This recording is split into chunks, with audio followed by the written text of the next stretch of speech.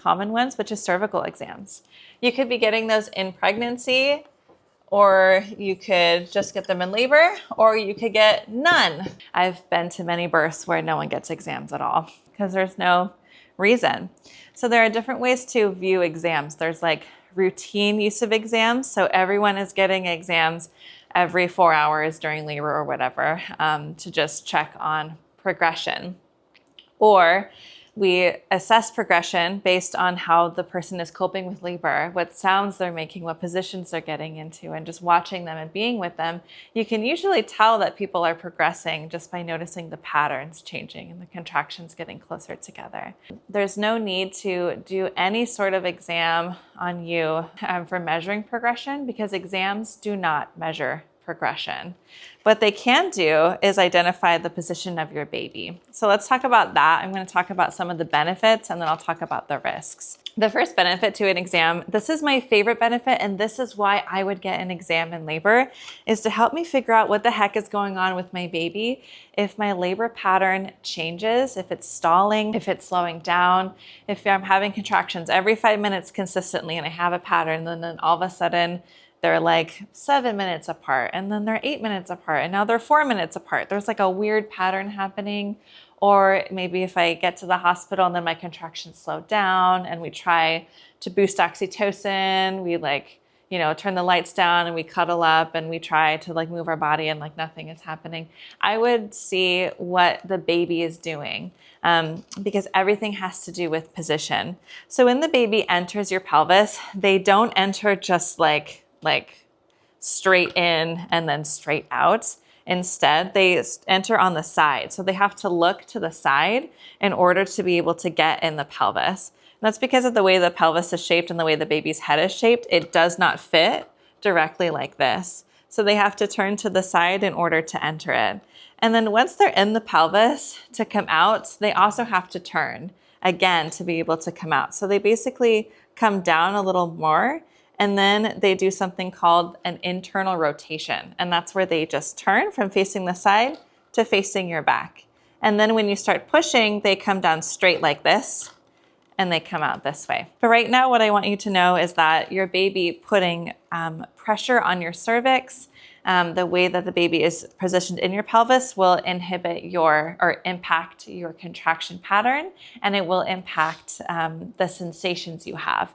So if labor is really, really uncomfortable, it could be because of a positioning issue that could be corrected.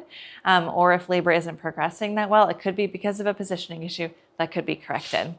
Everything has to do with position, because if your baby isn't in the right position, they are going to, slow things down, or it could cause you to be uncomfortable. And then birth can't happen because they're not going through your pelvis. At the top of your baby's head, they have these sutures. On the back is a triangle, and on the top is a diamond.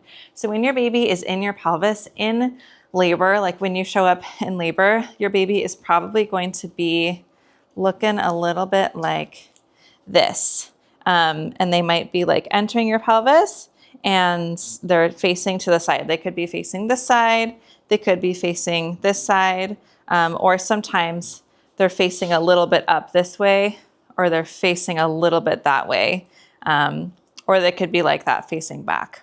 It's more ideal that they're to the side or facing back, because if your baby is facing forward a little bit, that's called OP.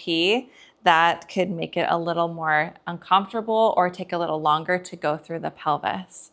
But just know every pelvis is different, every baby is different. And I think that babies are so wise and they know how to get through the pelvis, so they're just gonna choose to adapt to whatever space we give them. And that's why some babies are breech. Some babies come out facing up instead of facing back. And it's not because there's anything wrong with you or the baby, it's just because the baby was this is the best way for me to navigate the pelvis and orient myself. And that's what they choose to do. But if we have enough space in our pelvis, we have enough space in which you do, but more the musculature that surrounds your pelvis has enough flexibility, your baby will be able to adapt to the space in a good way, and it'll help them get into the ideal position. So anyway, your baby could be coming down and they could be on the cervix, and they could be kind of like this, or like this. or they could be coming down like this a little forward. And those are all different positioning, different ways that the baby position themselves that isn't super ideal, that can be corrected with doing specific positions in labor. And this is why doulas are so great, because they're trained to know a lot of this stuff most of the time. So they can help you, nurses can help you, and I'm also going to teach you some positions that you can do too in labor. So if this does happen, it's not likely, but it is like the first go-to that I would do if there's any positioning challenge, is to try to adjust it.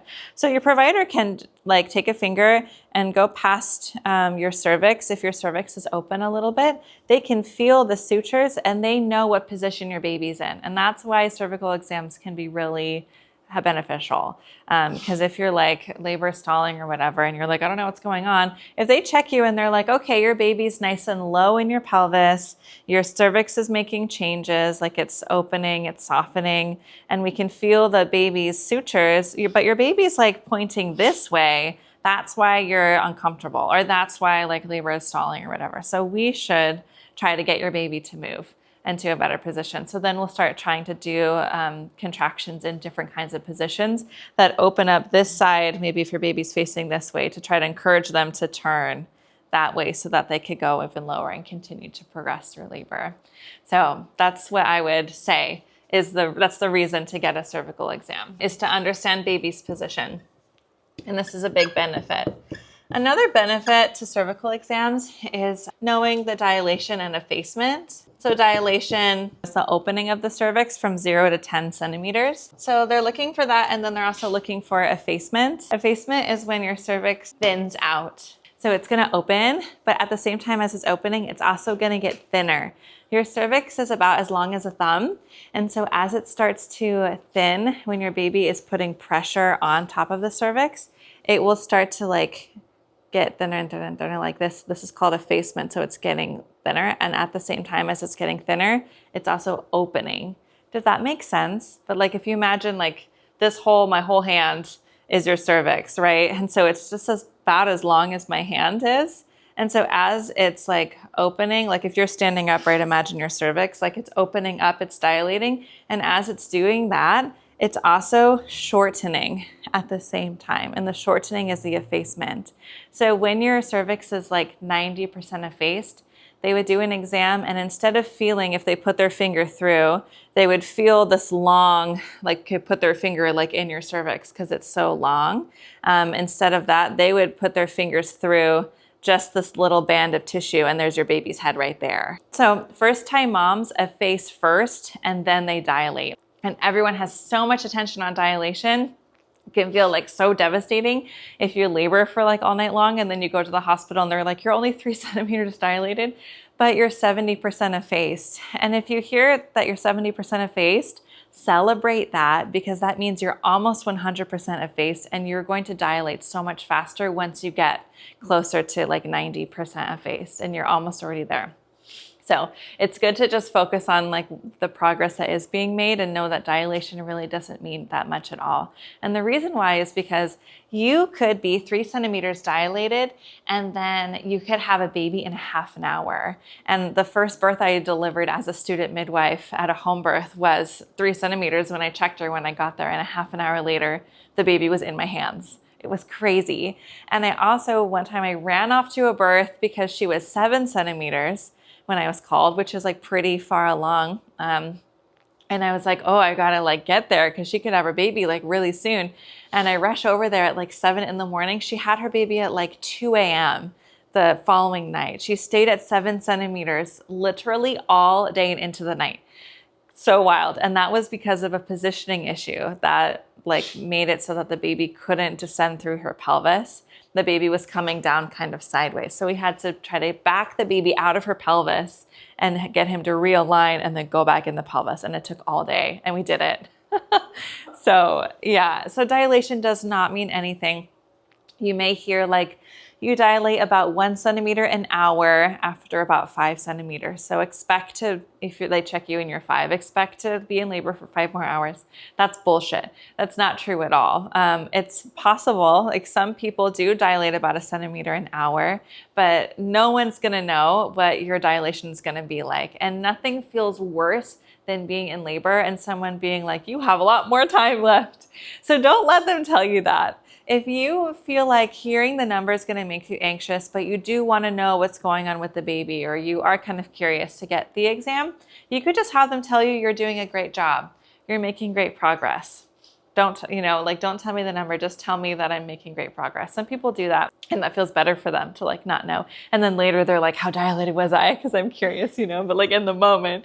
And if you're curious and you want to know, then ask, but just know that a possible risk is that you could feel like discouraged. Yeah. I will say that for my third labor, I labored in early labor, like all day long. And it was 10 a.m. when I went to labor, and it was like 6 p.m. or 7 p.m. when they checked me, and I was 1 centimeter, and I was like horrified that I was 1 centimeter. And so I did a few inversions, and I'll teach you those to get the baby in a better position. And I had a big cry, and then I just like, boom, went into a more active phase of labor. And I think my labor was like 6 hours or something after that. So I went from 1 to 10 in like maybe 5 or 6 hours. So I obviously didn't follow the whole like this pattern, like every hour your cervix dilates or whatever. So no one does. It's just a kind of a guesstimate. Yeah. So it's beneficial to have this information if it's going to change the course of action. So if something's not working and we need to make a change, getting a cervical exam can be helpful because it's going to give you information that will change the course of action. Getting cervical exams by routine, just because the provider wants, unless you feel like it would benefit you to have that information, then it's not going to benefit you. And there's no reason for anyone else to put their finger in your vagina when you're giving birth, going through labor, unless you want that. And if you don't want it, then you can absolutely say no too, and that's okay. The risks to cervical exams are that they can increase the risk for infection if your water is broken. And if you don't have an open bag of water, then it won't increase the risk for infection, but it could potentially break your water. That's another thing that could happen. And it's called AROM, or artificial rupture of membranes, when your water bag breaks and someone else breaks it for you. So getting a cervical exam could potentially break your water. It's really unlikely that it will, but if a provider touches the bag and they snag it somehow, it'll probably only break if it's like about to break anyway, but still then breaking it comes with risks. And then if it is already broken, every time that they put their fingers in your vagina, they're introducing bacteria. So if your water bag is broken, it's really ideal to not do any exams unless it feels really necessary. And it is okay to do a few. There's some research that says that up to 5 is okay. After 5 cervical exams with an open bag of water, you really increase the risk for infection. So it's ideal to just avoid them unless it feels like necessary to get one. It can also feel uncomfortable or unwanted, and no one wants that. So if you feel like it's going to take you out of your labor flow, if you feel it's going to be disruptive, then it might not be the best choice. Okay, I will say that you do not need to get a cervical exam to know that it's time to push. Some people believe that you can't start pushing unless someone tells you that you can start pushing. What? That doesn't even make sense. It's like the silliest thing. Oh, I tried to be cool and throw it, and it wasn't cool. That like you have to like prove to someone else that your cervix is open to like listen to your body and push your baby out. You don't have to do that.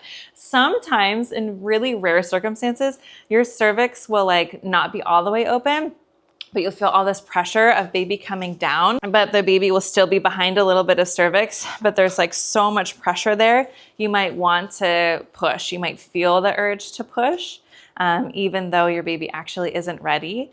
And if that does happen, you can always ask for an exam and they could tell you what's going on with your cervix. Usually if you are experiencing the fetal ejection reflex, which is when your body spontaneously pushes, that will be when you're actually ready. Your baby's, the cervix is out of the way and your baby's descending. And that means that you're just pushing and you can't control it, like it's happening to you.